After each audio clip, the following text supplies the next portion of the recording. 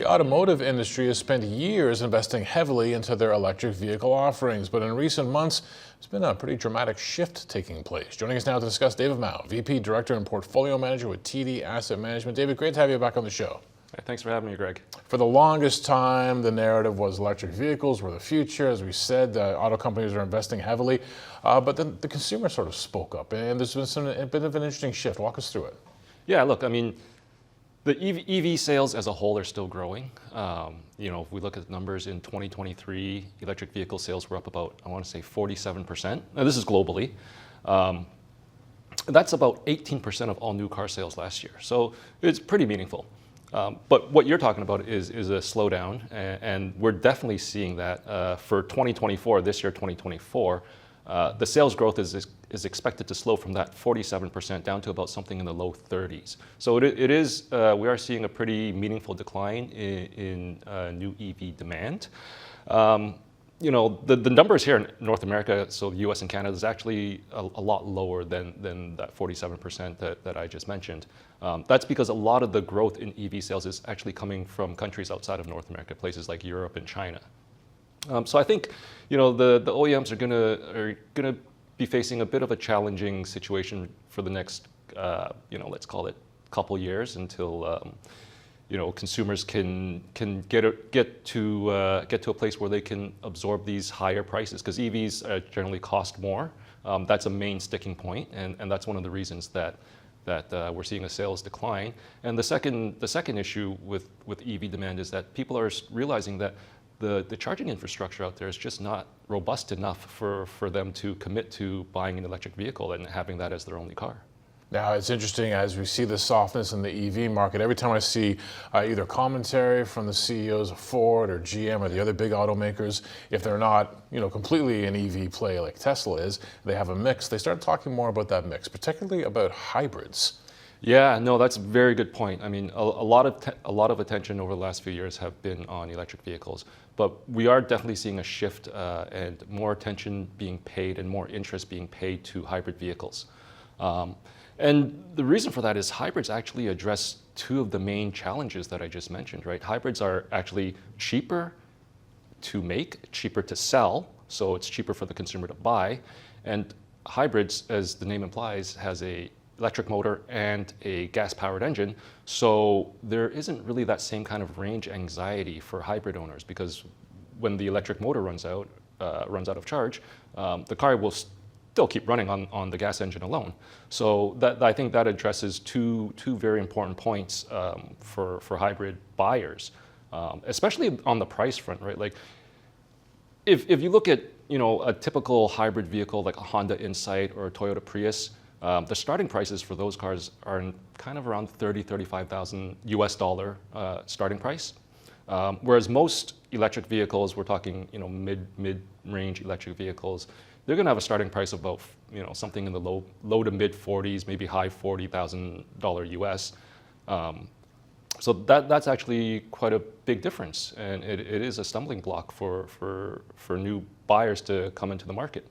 Now, I understand there's something called the Toyota 1690 rule. What is this? Walk me through it. Yeah, no, that's very interesting. The Toyota 1690 rule is actually part of an internal memo that Toyota had circulated to its employees and its dealers.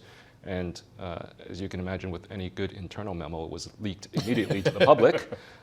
So what the 1690 rule is based on Toyota's studies and research, they've come to the conclusion that the amount of raw materials, and I'm talking about things like the minerals that go into an electric vehicle, so things that come out of the earth like cobalt, nickel, lithium, the amount of resources that are needed to build one electric vehicle, so that's the one, can build 6 plug-in hybrid vehicles or 90 regular non-plug-in hybrid vehicles. And they came to the conclusion that when you look at the lifetime carbon reduction of one electric vehicle versus 90 hybrid cars, those 90 hybrid cars actually reduce carbon emissions by 37 times more than one single EV. So the whole point of the memo was to inform their dealers and their employees that Toyota is going to focus on hybrids as opposed to investing a ton of time and money into electric vehicles, because the payoff from hybrids is actually much better, both financially and from an environmental point of view, than electric vehicles. That sounds like the kind of argument that, if it got wider traction, could really undermine, I guess, even the central thesis of the electric vehicle. Could this be a challenging couple of years ahead for EVs? It could be, but I mean, as you and I both know, that there's always improvements going on in the manufacturing of electric vehicles, and batteries are getting better all the time. Prices are coming down, and production is ramping up. So at some point, we'll reach a kind of a balance point where hopefully EVs and hybrids are, somewhat comparable.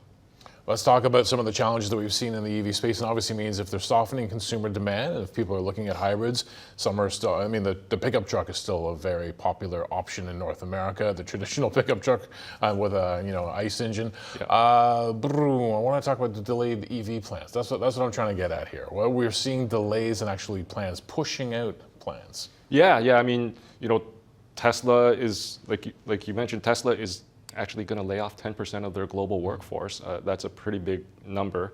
And closer to home here in Ontario, Ford, the Oakville Ford plant, was scheduled to start producing electric vehicles in 2025. Ford has announced that they're actually going to push that back to 2027. So that's going to be a 2-year delay. And the reason they gave is that, Ford gave, is that they want to give the market some time to develop. So basically, they're waiting for demand to come back, and hopefully, in 2 years' time, the technology has improved, so they'll be able to do things more efficiently and more cheaply. Now, right now, I know another issue when it comes to EVs. We're sort of laying out a lot of roadblocks for them right now. The resale value as well. You talk about technology moving on very quickly. Yeah. What does that mean for actually someone who buys an EV thinking they're going to sell it a couple of years down the road?